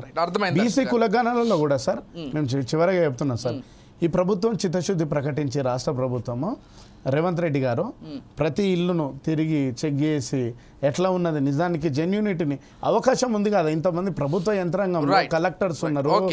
ఇంకా చివరగా సార్ లాస్ట్గా ఏంటంటే ఎంఆర్ఓ ద్వారా సర్టిఫికెట్లు ఇష్యూ చేయాలి సార్. ఎస్సీ ఉపకులాలకు ఆర్డీఓ ద్వారా ఇష్యూ చేస్తున్నారు. ఈ రోజు జరిగింది సార్ హైదరాబాద్ ప్రెస్ క్లబ్, మన బషీర్బాగ్ ప్రెస్ క్లబ్లో మిగతా ఐఎల్ వారికి సంబంధించినటువంటి వాళ్ళ సంఘంలో ఆర్డీఓ ద్వారానే మాకు సర్టిఫికెట్లు ఇస్తున్నారు మా మిగతా ఐఎల్ వాళ్ళు, మాకు ఎంఆర్ఓ ద్వారా ఇవ్వాలని కృష్ణమాది అన్నకు రిప్రజెంటేషన్ ఇచ్చి వాళ్ళు పెద్ద సదస్సును పెట్టుకున్నారు. అంటే ఈ ప్రభుత్వం ఏం చేయాలంటే ఎంఆర్ఓల ద్వారానే సర్టిఫికెట్లు ఇష్యూ చేయాలి, కుల ధృవీకరణ పత్రాలు ఇష్యూ చేయాలి. చాలా క్లారిటీగా మీరు 2011 లెక్కల ప్రకారంగా వేసింది కదా, ఈ ప్రభుత్వం దృష్టిలో పెట్టుకోవాలి ఏ కులం వాళ్ళకు అంటే. ఓకే దర్శన్ గారు రైట్, అర్థమైంది. మీరు చెప్తున్నటువంటి అంశం చాలా క్లియర్ గా అర్థమైంది. ఏమైందంటే ఎస్సీ కులగతి చట్టబద్ధమే చెల్లుతుంది. దర్శన్తో పూర్తిగా ఎక్కువిస్తున్నాను. జస్ట్ 9% బదులు 11% చేయాలి బాలికలు కట్టున్నారు. ఇప్పుడు 3% అవుతుంది మాలకు కనుక 1% అటు ఇటుగా అధికంగా సవరిస్తే. ఎందుకంటే మొత్తం దేశవ్యాప్తంగా మొట్టమొదటి రాష్ట్రం మన రాష్ట్రం తెలంగాణ. ఏది కాంగ్రెస్ పార్టీని అభినందిస్తున్నాను. ఎస్సీ వర్గీకరణ విషయంలో ఎలాంటి అంబిగ్విటీ లేదు. జస్ట్ కులాల మధ్యన ఏబిసిడి చేయమంటారు, అది చేయడానికి వీలవుతుంది. అది చట్టబద్ధం కూడా సుప్రీంకోర్టు తీర్పిచ్చింది, కేంద్ర ప్రభుత్వం ఒప్పుకుంటుంది. మాదిగలకు కూడా నాకు తెలిసి 10% చేసేస్తే ఇంత రచ్చ కూడా ఉండదేమో. అయితే ఒక్క విషయం రామ్మోహన్ గారు, ఒక్క విషయం ఇంకొక ప్రధాన అంశం మీతో మాట్లాడి క్లోజ్ చేసేద్దాం. బ్యూరోక్రసీ వ్యవస్థలో ఖచ్చితంగా 10 ఏళ్లకోసారి జనాభా లెక్కలు కావచ్చు, లేకపోతే కులగణన కావచ్చు, జరిగేటువంటి ఒక పద్ధతి వచ్చేస్తే పొలిటికల్ పార్టీలతో పని లేకుండా రిజర్వేషన్లలో ఎవరు ఎంత శాతం ఉన్నారనేటువంటి తేలిపోతుంది. మనం ముందుగా మాట్లాడుకున్నట్లుగా రిజర్వేషన్లు అల్టిమేట్గా ఎండ్ ఆఫ్ ది డే రిజర్వేషన్లు అనేవి పోవాలి, కులం అనేటువంటి ఈ తెరా పోవాలనేదే మనం మాట్లాడుకునేది. సో మీరేమంటారు, బ్యూరోక్రసీ వ్యవస్థలోకి వచ్చేసి ఖచ్చితంగా నిర్వహించేలాగా ఇంకా పొలిటికల్ పార్టీలతో సంబంధం లేకుండా ఎవరు అధికారంలో ఉన్నా కానీ? ఇప్పటిదాకా జరుగుతుంది అదే సార్. మొన్న బీజేపీ చేయలేకపోయిన పని ఏంటంటే కోవిడ్ వచ్చింది కనుక ఇప్పటిదాకా ఎక్కడ ఆగలేదు. 1951 స్వాతంత్రం వచ్చిన 41లో అది ప్రపంచ యుద్ధం వచ్చింది, రెండో ప్రపంచ యుద్ధం. అప్పుడు బ్రిటిష్ వాళ్ళు ఉన్నారు, మనం లేము. కానీ ఇప్పటిదాకా ఎప్పుడు కులగణన ఆగలేదు. 15 అయ్యాయి జనాభా లెక్కలు, 15 అయ్యాయి. జనాభా 7 సార్లు మొత్తం 51, 61, 71, 81, 91, 2001, 2011 7 సార్లు అయింది. 8వ దాటింది. ఇప్పటికి కూడా ఏమంటున్నానంటే 5 ఏళ్ళు అయిపోయింది కదా, ఇంకా కోవిడ్ మీద వద్దు. నేనైనా మాదేవైనా వెంకటరెడ్డి గారి ద్వారా ఏమంటున్నామంటే ఈ 2025 అయిపోయింది, 25 ఇప్పుడు చేయండి. 472 కోట్లే కేటాయించారు. ఇప్పుడు జనాభా లెక్కలు సరిపోవు. 7,500 కోట్లు అయిపోయినా సరే ఇప్పుడు 10,000 కోట్లు కావాలి. అందుకని నేనేమంటున్నానంటే జనగణన ఇప్పటికైనా చేయండి.